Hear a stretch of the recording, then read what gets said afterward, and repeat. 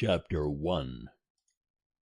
Now it came to pass in the days of Ahasuerus, this is Ahasuerus, who reigned from India even unto Ethiopia, over 170 provinces, that in those days when the king Ahasuerus sat on the throne of his kingdom, which was in Shushan the palace, in the 3rd year of his reign, he made a feast unto all his princes and his servants, the power of Persia and Media, the nobles and princes of the provinces being before him, when he showed the riches of his glorious kingdom, and the honor of his excellent majesty many days, even 180 days.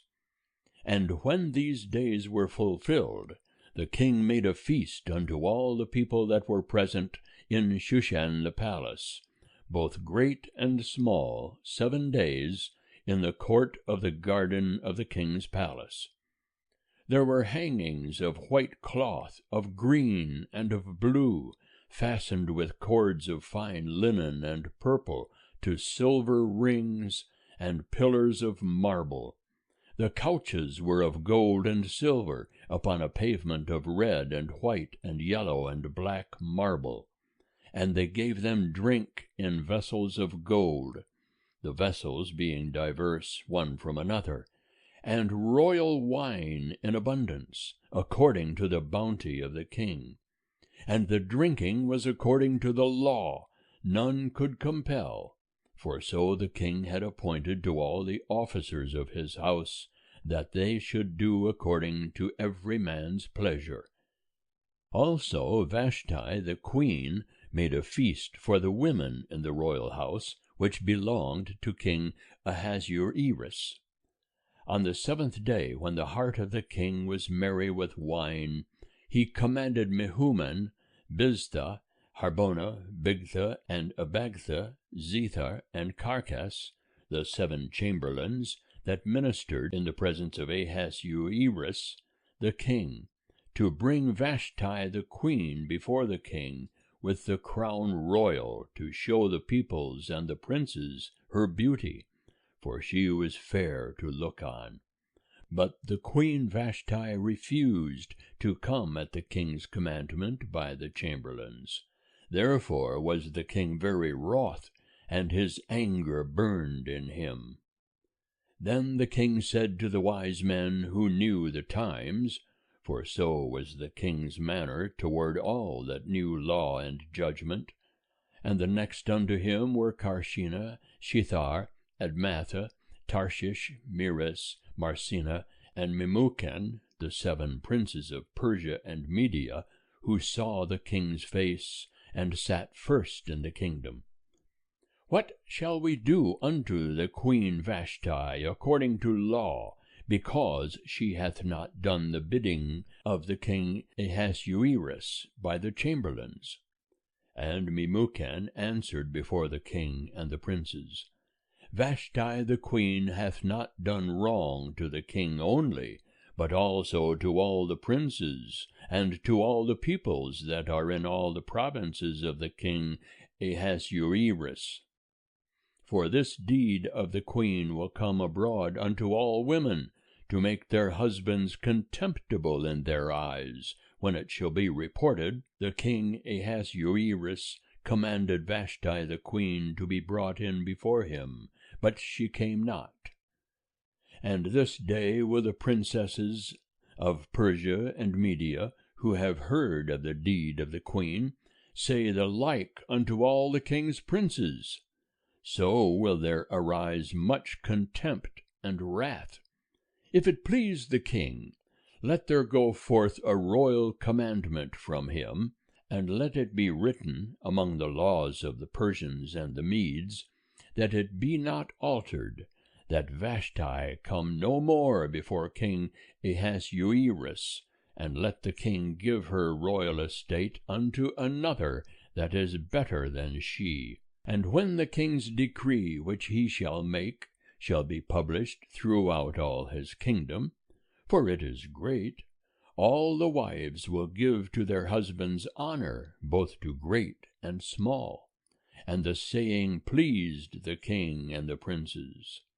And the king did according to the word of Memucan, for he sent letters into all the king's provinces, into every province according to the writing thereof, and to every people after their language, that every man should bear rule in his own house, and should speak according to the language of his people. End of chapter 1. Chapter 2. After these things, when the wrath of King Ahasuerus was pacified, he remembered Vashti, and what she had done, and what was decreed against her. Then said the king's servants that ministered unto him, Let there be fair young virgins sought for the king, and let the king appoint officers in all the provinces of his kingdom, that they may gather together all the fair young virgins unto Shushan the palace, to the house of the women, unto the custody of Hegai the king's chamberlain, keeper of the women. And let their things for purification be given them, and let the maiden that pleaseth the king be queen instead of Vashti. And the thing pleased the king, and he did so. There was a certain Jew in Shushan the palace, whose name was Mordecai, the son of Jair, the son of Shimei, the son of Kish, a Benjamite, who had been carried away from Jerusalem with the captives that had been carried away with Jeconiah, king of Judah, whom Nebuchadnezzar the king of Babylon had carried away. And he brought up Hadassah, that is, Esther, his uncle's daughter, for she had neither father nor mother, and the maiden was fair and beautiful. And when her father and mother were dead, Mordecai took her for his own daughter. So it came to pass, when the king's commandment and his decree was heard, and when many maidens were gathered together unto Shushan the palace, to the custody of Hegai, that Esther was taken into the king's house, to the custody of Hegai, keeper of the women. And the maiden pleased him, and she obtained kindness of him. And he speedily gave her her things for purification, with her portions, and the 7 maidens who were meet to be given her out of the king's house. And he removed her and her maidens to the best place of the house of the women. Esther had not made known her people nor her kindred, for Mordecai had charged her that she should not make it known. And Mordecai walked every day before the court of the women's house, to know how Esther did, and what would become of her. Now when the turn of every maiden was come to go in to King Ahasuerus, after that it had been done to her according to the law for the women 12 months, for so were the days of their purifications accomplished, to wit, 6 months with oil of myrrh, and 6 months with sweet odors, and with the things for the purifying of the women. Then in this wise came the maiden unto the king. Whatsoever she desired was given her to go with her out of the house of the women unto the king's house. In the evening she went, and on the morrow she returned into the second house of the women, to the custody of Sheashgaz, the king's chamberlain, who kept the concubines. She came in unto the king no more, except the king delighted in her, and she were called by name. Now when the turn of Esther, the daughter of Abihail, the uncle of Mordecai, who had taken her for his daughter, was come to go in unto the king, she required nothing but what Hegai, the king's chamberlain, the keeper of the women, appointed. And Esther obtained favor in the sight of all them that looked upon her. So Esther was taken unto King Ahasuerus into his house royal in the 10th month, which is the month Tebeth, in the 7th year of his reign.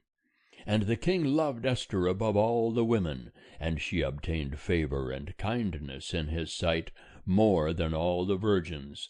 so that he set the royal crown upon her head, and made her queen instead of Vashti. Then the king made a great feast unto all his princes and his servants, even Esther's feast. And he made a release to the provinces, and gave gifts, according to the bounty of the king. And when the virgins were gathered together the second time, then Mordecai was sitting in the king's gate. Esther had not yet made known her kindred nor her people, as Mordecai had charged her. For Esther did the commandment of Mordecai, like as when she was brought up with him. In those days, while Mordecai was sitting in the king's gate, two of the king's chamberlains, Bigthan and Teresh, of those that kept the threshold, were wroth, and sought to lay hands on the king Ahasuerus. And the thing became known to Mordecai, who showed it unto Esther the queen. And Esther told the king thereof in Mordecai's name. And when inquisition was made of the matter, and it was found to be so, they were both hanged on a tree, and it was written in the book of the Chronicles before the king. End of chapter 2. Chapter 3. After these things did King Ahasuerus promote Haman, the son of Hammedatha, the Agagite, and advanced him, and set his seat above all the princes that were with him. And all the king's servants that were in the king's gate bowed down, and did reverence to Haman, for the king had so commanded concerning him. But Mordecai bowed not down, nor did him reverence. Then the king's servants that were in the king's gate said unto Mordecai, Why transgressest thou the king's commandment? Now it came to pass, when they spake daily unto him, and he hearkened not unto them, that they told Haman, to see whether Mordecai's matters would stand, for he had told them that he was a Jew. And when Haman saw that Mordecai bowed not down, nor did him reverence, then was Haman full of wrath. But he thought scorn to lay hands on Mordecai alone, for they had made known to him the people of Mordecai. Wherefore Haman sought to destroy all the Jews that were throughout the whole kingdom of Ahasuerus, even the people of Mordecai. In the first month, which is the month Nisan, in the 12th year of King Ahasuerus, they cast pur, that is, the lot, before Haman from day to day, and from month to month, to the 12th month, which is the month Adar. And Haman said unto King Ahasuerus, There is a certain people scattered abroad and dispersed among the peoples, in all the provinces of thy kingdom, and their laws are diverse from those of every people, neither keep they the king's laws. Therefore it is not for the king's profit to suffer them. If it please the king, let it be written that they be destroyed, and I will pay 10,000 talents of silver into the hands of those that have the charge of the king's business, to bring it into the king's treasuries. And the king took his ring from his hand, and gave it unto Haman, the son of Hammedatha, the Agagite, the Jews' enemy. And the king said unto Haman, The silver is given to thee, the people also, to do with them as it seemeth good to thee. Then were the king's scribes called in the first month, on the 13th day thereof, and there was written according to all that Haman commanded unto the king's satraps, and to the governors that were over every province, and to the princes of every people, to every province according to the writing thereof, and to every people after their language. In the name of King Ahasuerus was it written, and it was sealed with the king's ring.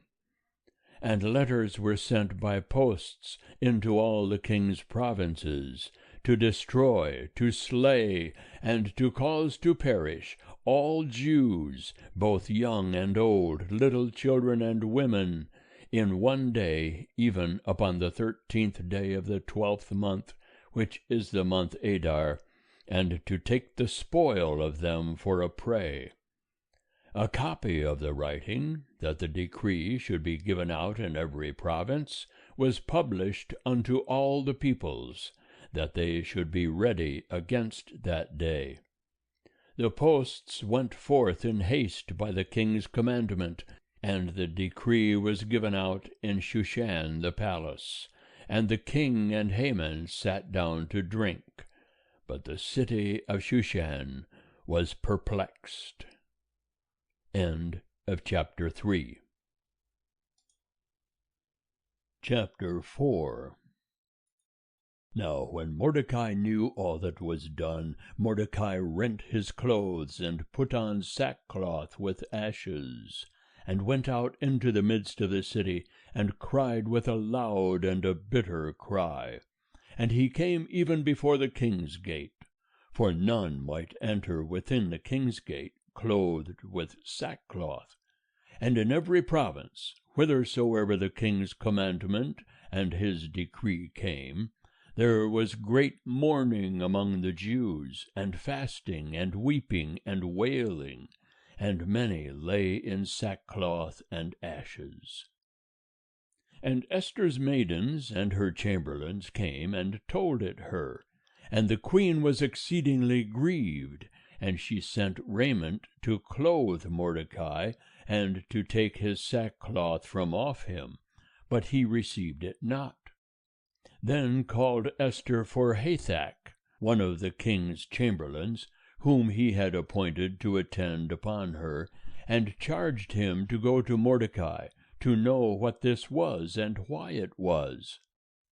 So Hathach went forth to Mordecai unto the broad place of the city, which was before the king's gate. And Mordecai told him of all that had happened unto him, and the exact sum of the money that Haman had promised to pay to the king's treasuries for the Jews, to destroy them. Also he gave him the copy of the writing of the decree that was given out in Shushan to destroy them, to show it unto Esther, and to declare it unto her, and to charge her that she should go in unto the king, to make supplication unto him, and to make request before him for her people. And Hathach came and told Esther the words of Mordecai. Then Esther spake unto Hathach, and gave him a message unto Mordecai, saying, All the king's servants and the people of the king's provinces do know that whosoever, whether man or woman, shall come unto the king into the inner court, who is not called, there is one law for him, that he be put to death, except those to whom the king shall hold out the golden scepter, that he may live. But I have not been called to come in unto the king these 30 days. And they told to Mordecai Esther's words. Then Mordecai bade them return answer unto Esther. Think not with thyself that thou shalt escape in the king's house more than all the Jews. For if thou altogether holdest thy peace at this time, then will relief and deliverance arise to the Jews from another place. But thou and thy father's house will perish. And who knoweth whether thou art not come to the kingdom for such a time as this? Then Esther bade them return answer unto Mordecai. Go, gather together all the Jews that are present in Shushan, and fast ye for me, and neither eat nor drink 3 days, night or day. I also and my maidens will fast in like manner. And so will I go in unto the king, which is not according to the law. And if I perish, I perish. So Mordecai went his way, and did according to all that Esther had commanded him. End of chapter 4. Chapter 5. Now it came to pass on the 3rd day, that Esther put on her royal apparel, and stood in the inner court of the king's house, over against the king's house, and the king sat upon his royal throne in the royal house, over against the entrance of the house. And it was so, when the king saw Esther the queen standing in the court, that she obtained favor in his sight. And the king held out to Esther the golden scepter that was in his hand. So Esther drew near, and touched the top of the scepter. Then said the king unto her, What wilt thou, Queen Esther? And what is thy request? It shall be given thee, even to the half of the kingdom. And Esther said, If it seem good unto the king, let the king and Haman come this day unto the banquet that I have prepared for him. Then the king said, Cause Haman to make haste, that it may be done as Esther hath said. So the king and Haman came to the banquet that Esther had prepared. And the king said unto Esther at the banquet of wine, What is thy petition? And it shall be granted thee. And what is thy request? Even to the half of the kingdom it shall be performed. Then answered Esther and said, My petition and my request is, if I have found favor in the sight of the king, and if it please the king to grant my petition, and to perform my request, let the king and Haman come to the banquet that I shall prepare for them, and I will do tomorrow as the king hath said. Then went Haman forth that day, joyful and glad of heart. But when Haman saw Mordecai in the king's gate, that he stood not up nor moved for him, he was filled with wrath against Mordecai. Nevertheless Haman refrained himself, and went home. And he sent and fetched his friends, and Zeresh his wife. And Haman recounted unto them the glory of his riches, and the multitude of his children, and all the things wherein the king had promoted him, and how he had advanced him above the princes and servants of the king. Haman said moreover, Yea, Esther the queen did let no man come in with the king unto the banquet that she had prepared but myself, and tomorrow also am I invited by her together with the king. Yet all this availeth me nothing, so long as I see Mordecai the Jew sitting at the king's gate. Then said Zeresh his wife, and all his friends unto him, Let a gallows be made 50 cubits high, and in the morning speak thou unto the king, that Mordecai may be hanged thereon. Then go thou in merrily with the king unto the banquet. And the thing pleased Haman, and he caused the gallows to be made. End of chapter 5.